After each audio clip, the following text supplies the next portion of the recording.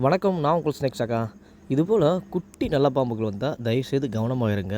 ஏன்னா இதுபோல் குட்டி நல்ல பாம்புகள் வந்துச்சு அப்படின்னா இன்னமும் அதிக குட்டிகள் வர வாய்ப்பு உள்ளது. ஏன்னா இது பிறந்த சில நாட்கள் தான் ஆகும். அதனால் பொதுவாக நல்ல பாம்புகள் முட்டையிடும் இனங்கள். அதில் முட்டையிலேருந்து டெலிவரி ஆகி இதுபோல் குட்டி பாம்புகள் இன்னமும் நிறையா வாய்ப்பு உள்ளது. அதனால தான் சொல்லுது, தயவுசெய்து இதுபோல் பாம்புகள் வந்துச்சு அப்படின்னா எச்சரிக்கையாக இருங்க. இந்த குட்டி நல்ல பாம்புகளும் கடித்தாலும் நம்ம கண்டிப்பாக பாதிப்பு ஏற்படும். ஏன்னா பாம்புகள் பிறக்கும்போது விஷப்பற்களோடு தான் பிறக்கும். அதனால் இந்த குட்டி பாம்பை பார்த்து அசால்ட்டாகவே யாரும் இருக்காதீங்க. இந்த பாம்பு பக்கத்தில் போகாதீங்க. ஸோ இந்த பாம்பு ரொம்ப ஆக்ரோஷமாக தான் இந்த படம் எடுத்த ஆடு பார்த்திங்களா.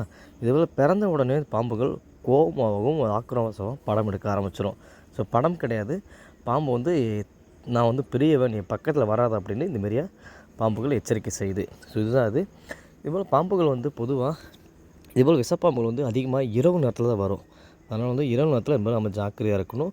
ஸோ நம்ம வீட்டு வாசலில் பொதுவாக எப்போயுமே சுத்தமாக வச்சுக்கணும். அதுபோக வீட்டு கதவையும் லாக் பண்ணும்போது முறையாக பாதுகாப்பாக லாக் பண்ணி வச்சுக்கணும்.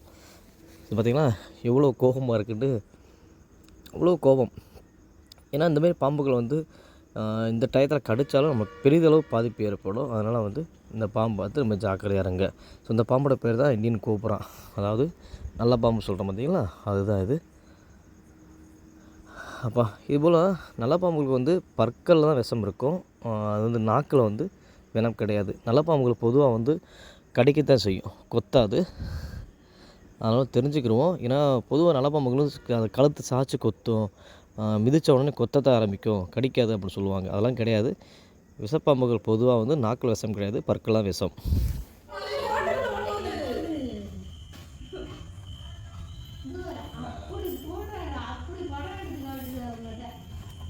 அது அந்த ஹோல்ஸ் இல்லை, அதனால தான் அப்படியே நிற்கிது. எப்படி கட்ட முனி பால் தொட்டி நிற்கிது அப்படியே.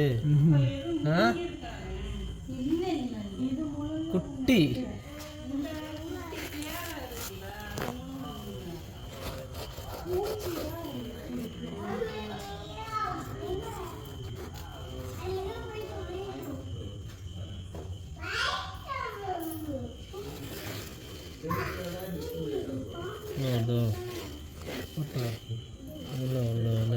எனக்கு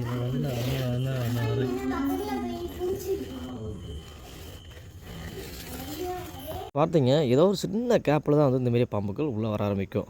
ஸோ தயவுசெய்து இரவு நேரத்தில் கவனமாக இருங்க. இந்த வீடியோ பதிவை நண்பர்களுக்கு ஷேர் பண்ணுங்கள். தொடர்ந்து வீடியோ பாருங்கள், பயன்பெறுங்க. மீண்டும் சந்திப்போம். நன்றி, வணக்கம்.